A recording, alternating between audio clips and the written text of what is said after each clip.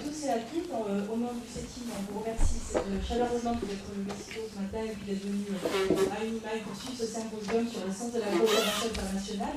Avant de commencer, je laisse la parole à Michel Heger, d'Alliance Sud, qui sera le modérateur de cette matinée. Je voudrais remercier toutes les associations qui ont participé à l'organisation des ateliers pour ce symposium durant ces 2 journées.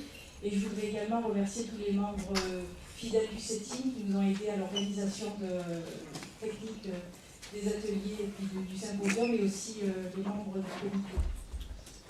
Et puis j'ai une mauvaise nouvelle à vous annoncer, c'est que Éric Toussaint et Rémi Herrera ne pourront pas être là aujourd'hui à cause de graves maladies. Les deux, c'est vraiment... on a appris ça hier soir, on est vraiment désolés. En plus, je sais que vous êtes très déçus parce que c'est une conférence qui avait lieu donc, cet après-midi sur l'ALBA et la Banque du Sud. Pour nous, elle était très importante parce qu'elle permet de présenter des alternatives. Mais en plus, on avait fixé la date du symposium en fonction de la disponibilité d'Éric Toussaint parce qu'il est très pris, parce qu'il est souvent en Équateur au Venezuela. Et là, il nous a appelé, il nous a dit que vraiment, il était trop malade, il ne pouvait plus bouger. Et la malchance a fait que Rémi Herrera aussi doit se faire opérer et ne pourra pas venir aujourd'hui. Mais on va quand même se débrouiller parce qu'il y a un Renaud du CADTM, Renaud Vivien, qui travaille avec Éric Toussaint qui sera là et puis qui suit aussi l'évolution de la Banque du Sud.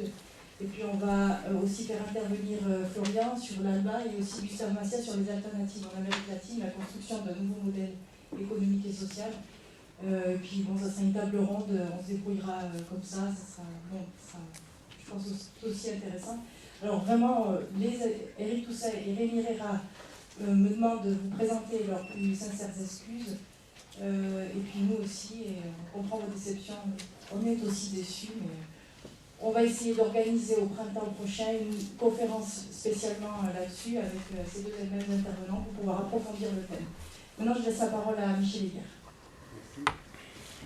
Merci. Et bien, bonjour à tous et à toutes. Donc, mon nom est Michel Heger. C'est moi qui aurai le plaisir, l'honneur de modérer cette matinée, cette conférence générale d'ouverture. Donc, je suis un collaborateur d'Alliance Sud. Alliance Sud, c'est la communauté de travail des grandes œuvres d'entraide de Suisse, Suissel, Action de Carême, pour le prochain, Helvetas, Caritas et les Pères, pour les questions de politique de développement. C'est une organisation qui est à l'origine et qui coordonne une importante campagne qui est en cours en ce moment, qui s'intitule 0,7% ensemble contre la pauvreté. C'est une campagne qui est soutenue par plus de 70 organisations de développement, d'entraide, syndicats, associations de femmes, d'environnement, etc.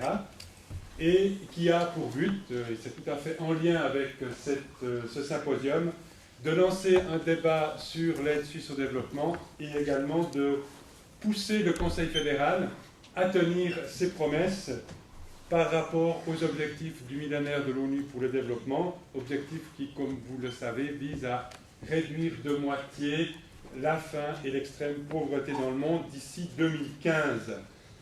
L'instrument central de cette campagne, c'est une pétition qui demande l'augmentation de l'aide suisse publique au développement à 0,7% du produit national brut, et vous avez la possibilité de signer cette pétition à la sortie en dehors de cette salle. Donc merci de le faire si vous ne l'avez pas encore fait.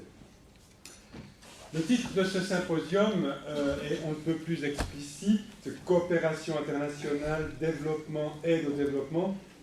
De quoi parle-t-on au juste?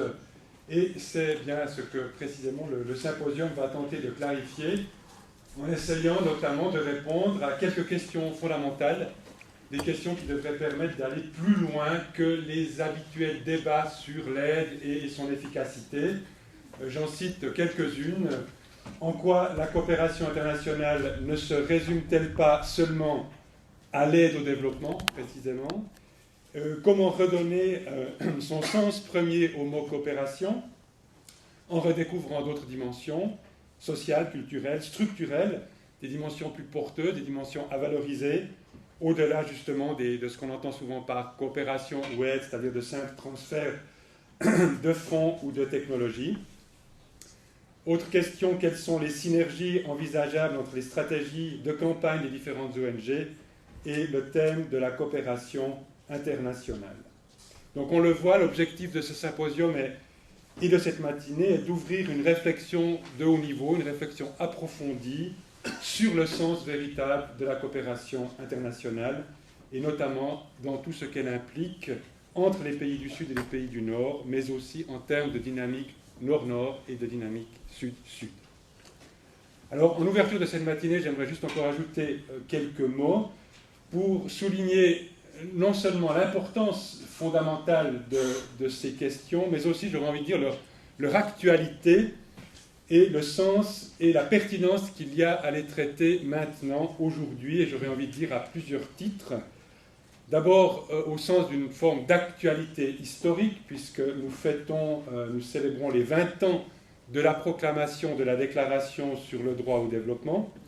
Et l'idée de ce symposium est précisément de promouvoir cette Déclaration sur le droit au développement comme un instrument de promotion des droits humains et comme un outil indispensable, un outil fondamental de la coopération internationale et d'un système économique mondial plus juste. Actualité historique. Une actualité internationale aussi. Nous sommes en 2007 à mi-parcours de la réalisation des objectifs du millénaire de l'ONU pour le développement. En signant cette déclaration en 2000, les pays industrialisés ont promis d'augmenter leur aide au développement, enfin notamment cela, ce qui ne va pas sans susciter parfois d'âpres débats. Et c'est donc important de pouvoir éclairer ces débats aujourd'hui. En matière de financement du développement, les pays du Sud, et notamment en Amérique latine, avec la Banque du Sud qui vient d'être créée, développent des alternatives, notamment pour s'affranchir d'institutions multilatérales comme la Banque mondiale ou le FMI.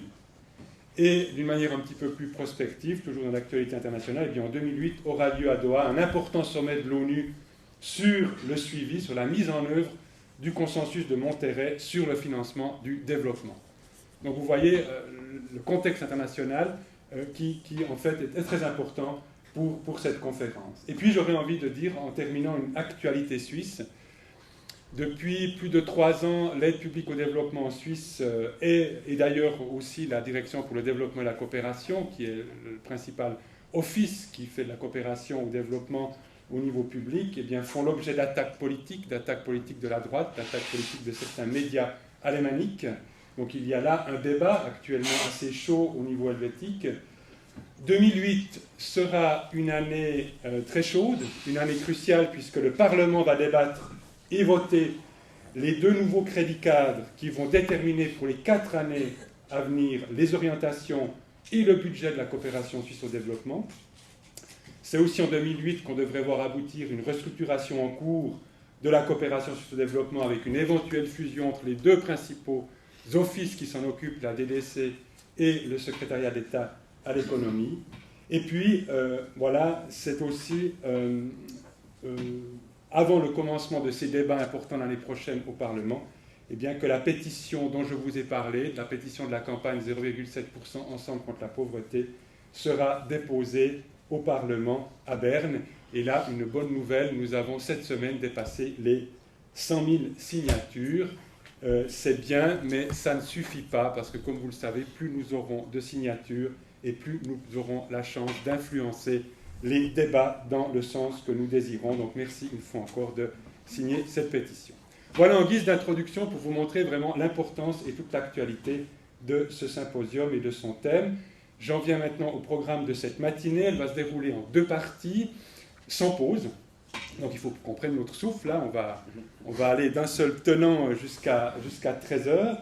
Dans un premier temps, nous aurons une présentation à 2 voix de la Déclaration sur le droit au développement que je viens d'évoquer. Et dans un deuxième temps, nous aurons une table ronde avec 3 invités que je vous présenterai tout à l'heure sur le sens du mot développement et de la coopération, sur l'évolution de la coopération internationale. Et cela, justement, en relation avec le contenu et la philosophie de la Déclaration sur le droit au développement.